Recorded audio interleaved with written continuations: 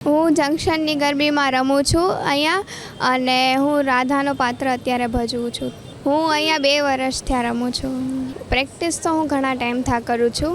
એના માટે હું એ સંદેશ આપીશ કે ત્યાં રમવા કરતાં આવી બધી ગરબીઓમાં રમવા માટે જવું જોઈએ, કારણ કે આપણને ખબર પડે કે આપણા ભગવાનોએ કે શું બધું કર્યું છે, કેવી લીલાઓ કરી છે ને એવું બધું. દિગ્વિજયસિંહ જાડેજા. અમે આ 15-2 જંક્શન પ્લોટના કોર્નર ઉપર 1971થી ન્યૂ ગરબી મંડળનું આયોજન કરીએ છીએ. આ પ્રાચીન પરંપરાના જાળવવાથી આ ગરબી છે. આપણી જે લોક સંસ્કૃતિના જે લોકભોગ્ય ગરબાઓ છે અને એના ઉપરના રાસ છે, જેમ કે અઠંગા રાસ છે, મિશ્ર રાસ છે, હુડા રાસ છે, પાંચાળી રાસ છે, બેડા રાસ છે, ટીપણી રાસ છે, જે પણ રાસ છે એ તમામ રાસો અહીંયા રજૂ કરવામાં આવે છે. 1 મહિનો અમે દીકરા દીકરીઓને પૂરતી પ્રેક્ટિસ કરાવીએ છીએ. અમારું ગાયક વૃંદ છે એને પણ અમે પૂરતી પ્રેક્ટિસ કરાવી અને આ પરંપરાને જાળવવાનો પ્રયત્ન કરીએ છીએ.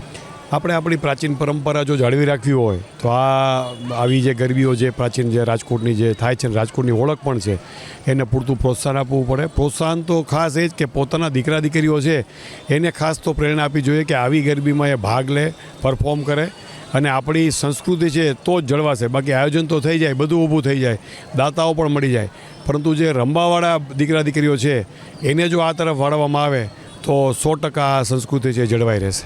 મારું નામ કૃણાલ રાજ્યગુરુ છે અને અમે જંક્શન પ્લોટની ન્યૂ ગરબી મંડળને છેલ્લા 55 વર્ષથી કરાવીએ છીએ. આ વર્ષે રમવાની સંખ્યા 72 છે અને અમે મિશ્ર રાસ, અઠંગો રાસ, પાંચાલી રાસ, હલારી રાસ અને આ વર્ષનું નવું નજનું કાન ગોપી રાસ, રાધાકાનનો રાસ જે અમે કરાવ્યો છે, રાસલીલા, એ અમે કરાવીએ છીએ. પ્રાચીન ગરબીનું ક્યારેય તમે વિચારો ને, 55 વર્ષથી અમે કરીએ છીએ, અમને ક્યારેય એવું મન નથી થતું કે અમે બહારના બીજા જે ડિસ્કો દાંડિયા થઈ રહ્યા હોય છે એ જોવા જઈએ, કારણ કે એનું મહત્ત્વ જ માતાજીનું એટલું હોય છે, એમનું સાચ અને એમની હાજરી અમને અહીંયા ફીલ થઈ છે. યુવાનોને એકમાત્ર સંદેશો છે કે પ્રાચીન ગરબી અને આપણી સંસ્કૃતિ અને આપણી પરંપરા એ જ આપણી ધરોહર છે અને એના તરફ જ આપણે વળીએ, એ જ લોકોને અમારો સંદેશ છે.